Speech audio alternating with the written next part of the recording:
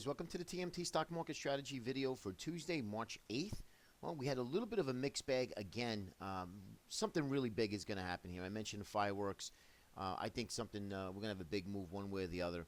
The market's trying to push higher. We got the Russell continually making new highs, and all of the garbage stocks that are in the Russell are making new highs, as well as the GDX, which is the gold miners ETF. Gold continues to make new highs.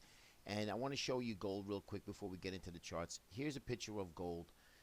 Here's the GLD ETF coming into some major resistance here. I'm liking gold right now. In the short term, obviously, we're short-term traders to the downside. So I'm looking for areas to look to probably take a little short position in. GLD, you could see here into some major areas of resistance. Took basically just 20 plus points. The GDX, which is the gold miners ETF, the gold miners are in big trouble. They have been for many years. They went from 10 to 12 to $21.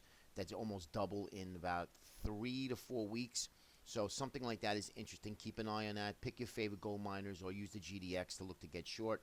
Again, and make sure that that goes and coincides with your trading plan. All right, but I'm liking the GLD here, and obviously, if the markets are iffy, GLD will continue to be bid up. But the risk reward is pretty great if you can stomach a little bit of the short covering rally that sometimes they keep pushing this market up. But again, make sure you get your trading plan and make sure it works for you. Okay, now GLD, as you can see, here's the XLU. Again, well bid up, should not be bid up here during the time of seasonal weakness. But again, you know, it's not what we want. It's what the what the stocks or the ETF or the whatever asset class you're looking at is doing.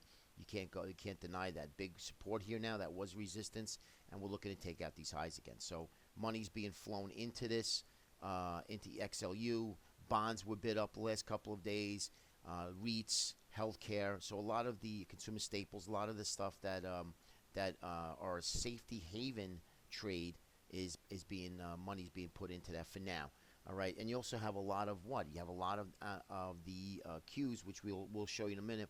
A lot of those big cap techs, Amazons, the Facebooks, the Googles, Apples, all of the hedge fund favorites are now getting clobbered, and our money's rotating out of them and going into something else. As long as money rotates from one sector into another and stays within the market, you're okay. Then the market continues to be bid up. But if the markets decide to say, you know, I'm cashing out on everything, and we have a full-blown sell-off in every asset class, that's also not good, because then that's when you get your big sell-off that comes. But take a look at the XO. You can see that here. Here's the Spiders Daily, and we have the wedge, bearish rising wedges, in pretty much a lot of the indices that we follow. You could see here a big bearish rising wedge needs to break back out of that. That would be significant if we can break out of that area, and then look to break up and then kind of flag and make that higher low from this previous low and then move higher. Then you got something big going on. Then you got all the longs here that are going to be right, and then you're going to have all the shorts that are trying to short here be wrong and fuel that fire to go higher. But again, that has not happened. Okay. We could easily just go right, move lower, and start breaking down again, making lower lows and lower highs. I do think that might be the picture. I would like to see a bigger move lower, and then coming into have crude take one more capitulatory sell-off, have the market sell off into sometime between now and April, and then start to bid up. And that's when you want to get your watch list ready for longs. That's what's going to happen here. Well, excuse me. That's what I'd like to happen, okay? Spider 60-minute, just want to show this bearish rising wedge. We've got a couple of gap fills that need to be filled. That's why I also think that we might be able to come down and touch these areas here, okay? Next is going to be the IYT Weekly. Just to show you where we are here on this big head and shoulders pattern. You know, we rallied right up pretty hard here, you could see, and we were definitely oversold. We were selling off all of 2015, and now we're back touching this neckline. This is a do or die for the transportation sector.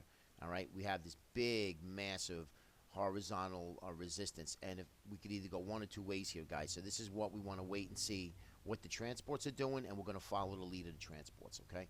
Next is going to be the transports daily. You can see we're right underneath that 200-day moving average. Again, something that we need to pay attention to see if we're going to either break above it or break below it. If we break above it, then again, guys, then that might change the whole picture here about moving lower. Okay, as of right now, we might not. We might just look to break back down again. So let's just keep an eye on things here.